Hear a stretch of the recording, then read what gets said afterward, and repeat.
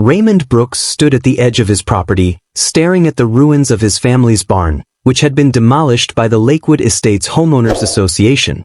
At 54, he felt the weight of loss pressing down on him as he recalled the barn's significance, his father's tools, cherished memories, and the legacy of hard work that had been passed down through generations. The barn had stood for nearly a century, a testament to 3 generations of Brooks' family labor. It had housed tractors, hay balers, and boxes of keepsakes from his late father, Charles Brooks. Now, all that remained was a flattened heap of wood and twisted metal, a cruel reminder of the HOA's ruthless decision to tear it down without warning. Across the fence, 3 figures stood near a black SUV, their expressions smug and self-satisfied. One of them was Karen Whitfield, the president of the HOA, her blazer crisp and her hair pulled tightly into a bun. She looked more like a corporate lawyer than a neighbor. Beside her were 2 board members, arms crossed, as if they were proud of their actions. "You did this," Raymond shouted, his fists clenched. "You destroyed my family's history." "Mr. Brooks," Karen replied coolly, "the board voted unanimously. That structure violated our covenants. It was unsightly and a hazard." Raymond's jaw trembled with rage. "That barn was here before any of your houses were even built. You tore it down without even telling me." Douglas Crane, one of the board members, chimed in. "We mailed notices, several actually. You ignored them. We were within our rights." "Your rights on my land?" Raymond laughed bitterly. "You think because you built a resort around a lake, you own everything that touches it?" Karen's voice sharpened. "Your property is within Lakewood's jurisdiction. You signed when the county approved annexation 10 years ago. Rules apply to everyone." Raymond felt a hollow pit in his stomach. "You just destroyed my family's legacy like it was nothing. Do you have any idea what you've done?" Karen's eyes remained cold. "We've improved the community, Mr. Brooks. That's what we've done." As they climbed into their SUV and drove away, Raymond stood alone with the wreckage, the night closing in around him. He thought about the money it would cost to rebuild, the time lost, but more than that, he thought about what had been stolen from him. Dignity, legacy, a piece of his father. "They don't know who they're dealing with," he whispered to himself, determination igniting within him. That night, he couldn't sleep. He sat at his kitchen table, staring out the window at the spot where the barn had stood. Memories flooded back. His father waking him at dawn, the smell of hay, the warmth of livestock. The barn had been home. When Charles died in 1999, Raymond inherited not just land but responsibility. "This ground will outlast us, son," his father had told him. "Treat it right and it'll take care of you." Without the barn, everything felt untethered. Lakewood Estates hadn't even existed back then. The lake had been created when the county dammed Pine Creek in the late 1980s, flooding hundreds of acres. The Brooks farm had been spared, but the new shoreline cut close to his southern fence line. Developers saw opportunity, and within 20 years, the place was unrecognizable. Raymond had tried to keep peace, but the HOA had started sending letters, complaints about the appearance of his barn, noise violations when his dogs barked at coyotes. He had ignored them, thinking his family's history made him untouchable. Clearly, he had been wrong. That night, he called his younger sister, Janine, who lived 40 miles away. "They tore it down," he said, his voice cracking. "The barn's gone." "What do you mean gone?" she asked, her voice sharp with concern. "Bulldozed. Flattened like it never existed. They said it violated some rule." "Ray, you've got to fight this. Take them to court." "Court takes money," he replied, rubbing his forehead. "They think I'll just roll over." "Will you?" Raymond didn't answer right away. He remembered the old water valve his father had shown him, the one that controlled the lake levels. "No," he whispered. "I'm not rolling over. Not this time." The next morning he was back outside before the sun had fully risen. He walked slowly across the yard, kicking at stray planks left behind from the demolition. Every step felt heavier than the last. By 8 a.m., word had spread through Lakewood Estates. Neighbors slowed down to catch a glimpse of the wreckage. Some looked away quickly, while others lingered, whispering to their passengers. Ellen Strauss, a neighbor known for organizing charity luncheons, pulled her silver Lexus to the edge of his property. "I heard about what happened," she said gently. "I'm sorry." "Sorry doesn't bring it back," Raymond replied, folding his arms. "You know how it is. Some folks think appearances are everything. But not everyone agrees with Karen. Plenty of us thought that barn had character." "Character?" Raymond's eyes narrowed. "That barn wasn't decoration. It was my life, my tools, my history." Ellen pressed her lips together, looking like she wanted to say more, but she retreated. "I'll see what I can do at the next board meeting." Raymond muttered under his breath as she drove off. Board meeting. Always meetings. Never a damn ounce of common sense. As the morning dragged on, the loss hit harder. He tried to salvage what he could, but everything smelled of fuel and splintered dreams. By noon, frustration boiled over, and he hurled a bent shovel across the dirt, letting out a roar that startled a flock of crows into flight. That was when Samuel Price, his closest neighbor, strolled up from the adjoining field. "I saw the trucks yesterday," Sam said quietly. "Couldn't believe it." "Believe it," Raymond replied, wiping sweat from his brow. "They didn't even warn me. Came home to rubble. They've been pushing for years. You were the last holdout. The barn was in their way of keeping everything shiny for the tourists." Raymond squatted down, picking up a twisted latch from the dirt. "See this? My dad built this gate by hand. They didn't just flatten wood, they flattened him." "Are you going to fight them?" Sam asked. Raymond looked toward the lake, shimmering in the distance. "They think I can't. That I don't have the money or the stomach for lawyers." "You still got that old valve, don't you?" Sam said, his eyes narrowing. "Heard your daddy mention it once." Raymond turned to him slowly. "Funny you remember that." "I remember everything your daddy told me. He said the county gave your family maintenance rights in writing.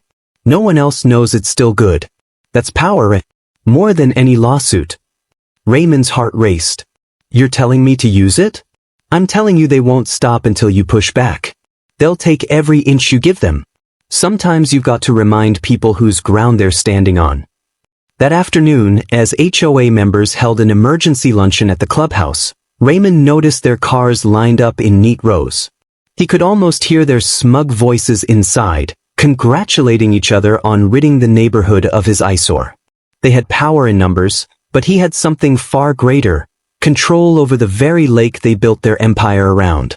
But before he turned that wheel, he wanted them to feel safe, like they'd finally won. Raymond paced the kitchen. "You think I don't know that? But you didn't see their faces when they watched it fall. They didn't see me as a man, they saw me as an obstacle. I can't let that stand. Just promise me if you do anything, you'll think about what Daddy would say." Raymond stopped pacing, his father's voice echoing in his mind. "Don't let anyone tell you different." The next morning, Raymond stopped by Sam Price's place. Sam was already on his porch with a cup of coffee, looking like he'd been waiting for him. "You couldn't sleep either, huh?" Sam asked. "Not a wink," Raymond admitted. "I went down there last night, put my hand on the wheel. And I nearly turned it." Sam studied him, then sipped his coffee. "You turn that wheel, you'll change everything. They'll never see you the same again." "That's the point," Raymond snapped. "They see me as weak. They see me as disposable. Maybe it's time they see me as the man who holds the key to their lake. Just make sure you're ready for what comes after. You think they were ruthless with your barn? Wait until you threaten their property values. They'll come at you with lawyers, sheriffs, whatever they can." Raymond's jaw tightened. "I've been bullied long enough." That evening, Raymond stood at the valve again, the lake calm above the rusted wheel beneath his hands. For a long time, he just stared, his pulse beating in his ears. He thought about his father, about the barn, about Karen's cold voice that he tightened his grip, and this time he didn't let go.